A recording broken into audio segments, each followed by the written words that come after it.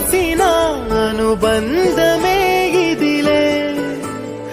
వయసు మీరిన పాసమే ఒక కావ్యమైనదిలే రేపనా ఎప్పుడు కంటి పాపగ కాచులే రేపునా మాపునా చంటి పాపగ చూ